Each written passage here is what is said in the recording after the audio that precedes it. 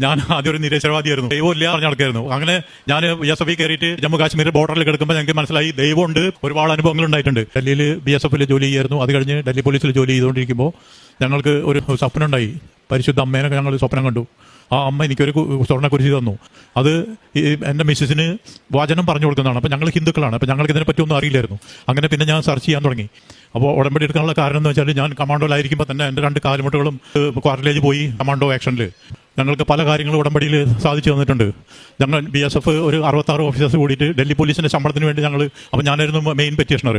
അത് ഇവിടെ ഉടമ്പടി വെച്ചു, ഇവിടെ അച്ഛനെ കണ്ട് പ്രാർത്ഥിച്ചു. അപ്പോൾ അതിൻ്റെ ഫലമായിട്ട് ഡൽഹി ഹൈക്കോടതിയിൽ നിന്നും ഞങ്ങൾ ജയിച്ചു, സുപ്രീം കോടതിയിൽ നിന്നും ആ കേസ് ഞങ്ങൾക്ക് ജയിച്ചു വന്നു. പിന്നെ ജവമാല റാലി എന്ന് പറഞ്ഞാൽ ഞങ്ങളുടെ ഒരു ഭയങ്കര സ്വപ്നമായിരുന്നു.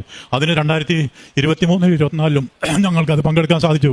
അമ്മ അവിടെ ഞങ്ങൾക്ക് ഡൽഹിയിൽ ഞങ്ങളൊരു വീടുണ്ടായിരുന്നു, ഒരു ചെറിയ വീട്. അത് വീട് വിറ്റ് ആ പൈസയ്ക്ക് തന്നെ ഇവിടെ കേരളത്തിൽ വാടാനപ്പള്ളിയിൽ ഞങ്ങൾക്ക് ഒരു 50 സെന്റ് ഒരു 33 BHK വീടും അതേ പൈസയ്ക്ക് തന്നെ ഞങ്ങൾക്ക് വാങ്ങിച്ചു തന്നു. അപ്പോൾ അതിൻ്റെ റിസർവേഷൻ ആവില്ലായിരുന്നു. വഴിപ്പറമ്പും ഇത് കിട്ടാണ്ടിരിക്കുകയായിരുന്നു. തീരാത്തൊരു കേസായിരുന്നു. അതും ഞങ്ങൾ അവിടെ ഉടമ്പടി ഇത് ഒപ്പിട്ട് പ്രാർത്ഥിച്ചു. ആ കേസ് എവിടെ പോയി എന്നറിയില്ല. പെട്ടെന്ന് ഞങ്ങളുടെ രജിസ്ട്രി നടന്നു, കേസും പോയി. ഞങ്ങൾക്ക് ഒപ്പിട്ട് പ്രാർത്ഥിച്ചിട്ടാണ് ഞങ്ങളുടെ ഡൽഹിയിൽ വീട് വെക്കാൻ പറ്റിയത്. അതുപോലെ ഞങ്ങൾക്കൊരു തോടുണ്ടായിരുന്നു. ഞങ്ങളുടെ പറമ്പിൽ തന്നെയാണ് ഒരു തോട്. അപ്പോൾ ആ തോട് തൂർക്കാൻ പറ്റില്ല എന്ന് പറഞ്ഞിട്ട് പഞ്ചായത്ത് വരെ വന്ന് എതിർത്തു. അത് ഞങ്ങൾ ഒപ്പിട്ട് പ്രാർത്ഥിച്ചപ്പോൾ വിശ്വാസ പ്രമാണം ചൊല്ലി അത് തൂർക്കാൻ ഞങ്ങൾക്ക് പറ്റി. ഞങ്ങൾക്ക് അത് പറമ്പാക്കി മാറ്റി. അതുപോലെ ഞങ്ങൾ ഡൽഹിയിൽ നിന്ന് വരുമ്പോൾ വിസ്താര ഫ്ലൈറ്റിൽ വരുമ്പോൾ 4 ബാഗ് ഉണ്ടായിരുന്നു. 4 ബാഗിൽ നിറയെ തുണികളായിരുന്നു.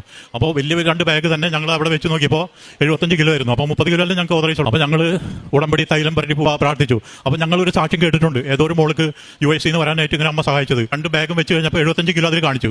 അത് ഓരോന്നായിട്ട് പിന്നെ കുറയാൻ തുടങ്ങി. 31 കിലോയിൽ വന്ന് നിന്നു. 31 കിലോയിൽ അതൊരു ഭയങ്കര അതിശയായി. അപ്പോൾ അയാളാണെങ്കിൽ ഞങ്ങൾ നോക്കുക, ഇവിടേക്ക് നോക്കും. എന്നിട്ട് ഞങ്ങളുടെ ID 2-3 പ്രാവശ്യം ചെക്ക് ചെയ്തു. അത് കഴിഞ്ഞിട്ട് തലോണ്ട് കാണിച്ചു ഇങ്ങനെ പൊക്കോന്ന്. പ്രേക്ഷിത പ്രവൃത്തി ഞങ്ങൾ ചെയ്യുന്നത് ഞങ്ങൾ ഡൽഹിയിലായിരുന്നു. ഞങ്ങൾ സഫ്ദർജംഗ് ഹോസ്പിറ്റലിലേക്ക് ഒരുപാട് പ്രാവശ്യം ഭക്ഷണം കൊണ്ടുപോയി പാക്ക് ലഞ്ച് കൊണ്ടുപോയി കൊടുക്കും. പിന്നെ തുണികൾ വാങ്ങിച്ചു കൊടുക്കും. തണുപ്പ് സമയത്ത് അവർക്ക് കമ്പിളിയും ഷോളും സ്വെറ്ററെല്ലാം വാങ്ങിച്ചു കൊണ്ടുപോയി കൊടുക്കും. കേരളത്തിൽ വന്നിട്ട് മെഡിക്കൽ കോളേജ് ഹോസ്പിറ്റൽ ക്യാൻസർ വാർഡിൽ പോയിട്ട് അവർക്ക് പൈസ കൊടുക്കും, ഭക്ഷണങ്ങൾ കൊണ്ടുപോയി കൊടുക്കും. അവരോട് സ്നേഹത്തിൽ സംസാരിക്കുക എല്ലാം ചെയ്യും. 10 പേർക്ക് എല്ലാ മാസവും ഞങ്ങൾ വീട്ടിലെ എല്ലാ സാധനങ്ങളും അടുക്കള സാധനങ്ങളെല്ലാം വാങ്ങിച്ചു കൊടുക്കും. റേഷൻ സാധനങ്ങൾ ഡയാലിസിസിന് ചെയ്യാൻ പറയുന്നവർക്ക് ഞങ്ങൾ പൈസ കൊടുക്കും. ഇന്നും കൊണ്ടുവന്ന് കൊടുത്തിട്ടുണ്ട് പൈസ. എൻ്റെ യേശപ്പൻ്റെ എല്ലാ കാര്യങ്ങളും ഓരോരുത്തരോടും പറയുന്നത് ജീവിക്കുന്ന ദൈവമുണ്ട് എന്ന് പറയും.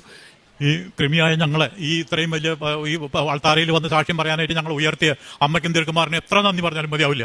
അന്ധകാര മനസ്സിൽ പ്രകാശം പകർന്നു തന്നത് ബൈബിളാണ്. ബൈബിൾ ഞങ്ങൾ എന്നും വായിക്കും. ഞാൻ പറയുന്ന എല്ലാവരും 6 മാസം തന്നെ ബൈബിൾ വായിക്കുമ്പോൾ തന്നെ അവരിലൊരു ജീവിത ചൈതന്യം വരും. പ്രകാശത്തിന്റെ രശ്മികൾ അവരിലേക്ക് ഇറങ്ങി വരും. ആ അന്ധകാര ശക്തി മാറിപ്പോവും.